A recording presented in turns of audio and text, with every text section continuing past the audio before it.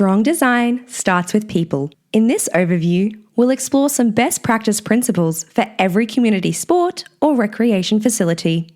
When you design with these principles in mind, you build venues that welcome everyone today and adapt for tomorrow.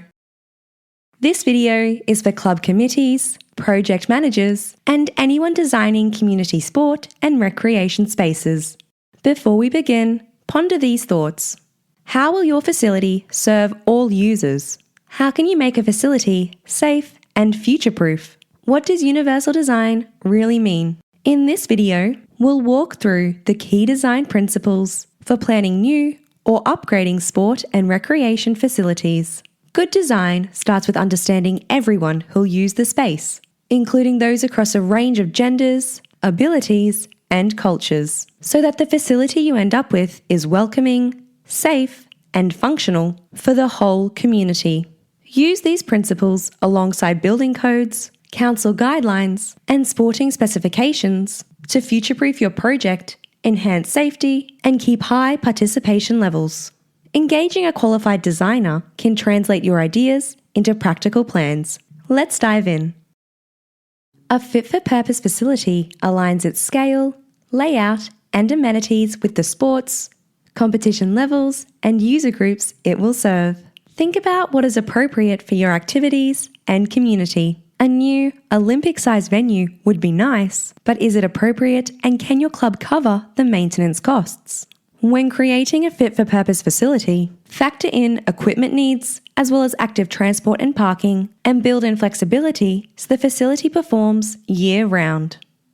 Design your facility so it works equally well for multiple purposes and user groups and adapts to changing needs. For example, when designing change rooms, make sure the facilities can be used for both females and males. And in an indoor facility, consider including movable partitions to change a large space into smaller spaces.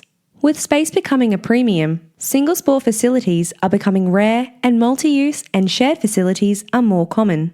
Multi and shared use is the key to keeping your facility busy and financially sustainable for years to come.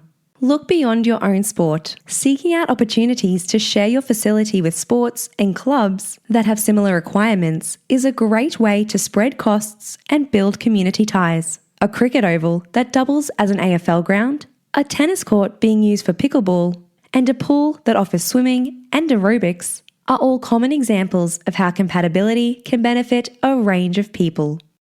Crime Prevention through Environmental Design, or CPTED, uses smart layout and visibility to make spaces feel safe by letting people see and be seen. Here are some CPTED actions to consider for your next project.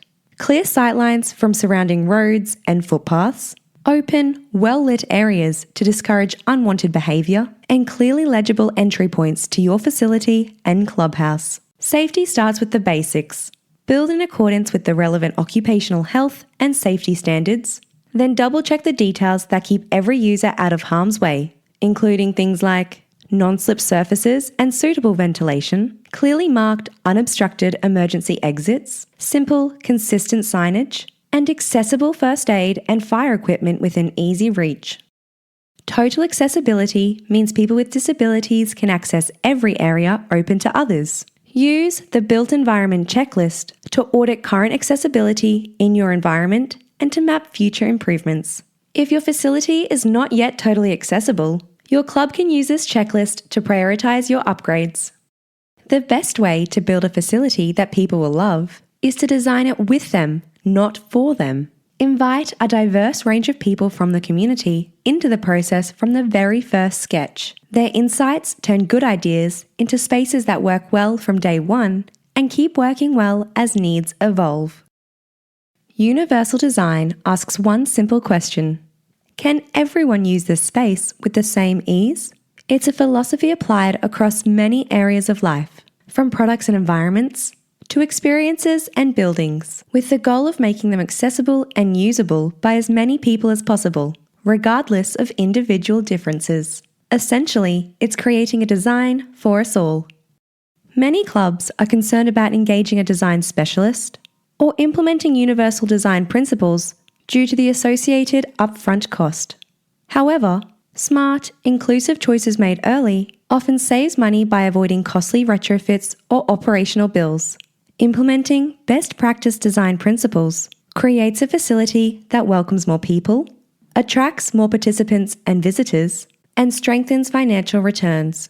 The philosophy gives us 7 guiding principles. As we talk through each of the principles, picture the people your facility could serve and ask, does our design work for them? Equitable use. The design delivers the same core experience for all. Consider ramps, wider doorways, and easy access doors that can be used by all, no matter their ability. Flexibility in use.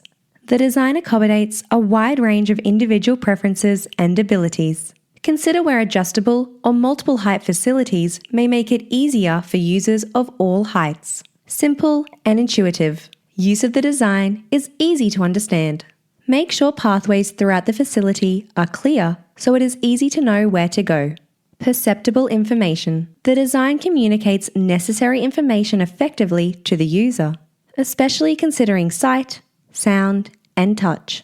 Ensure signage for emergency exits are clearly identifiable with multiple methods of communication, such as text, graphic, and braille. Tolerance for error. The design minimizes accidents or unintended actions. Consider non-slip surfaces and sufficient drainage in areas surrounding showers, sinks, toilets, and water fountains. Low physical effort. The design can be used comfortably without fatigue. Low steps, gradient ramps, or lever handles on doors and taps can be helpful for people with limited strength. Size and space for approach. Appropriate size and space are provided, regardless of body size, posture, or mobility. Consider wide entrances for wheelchairs, easily reachable sinks, bench tops, or water fountains.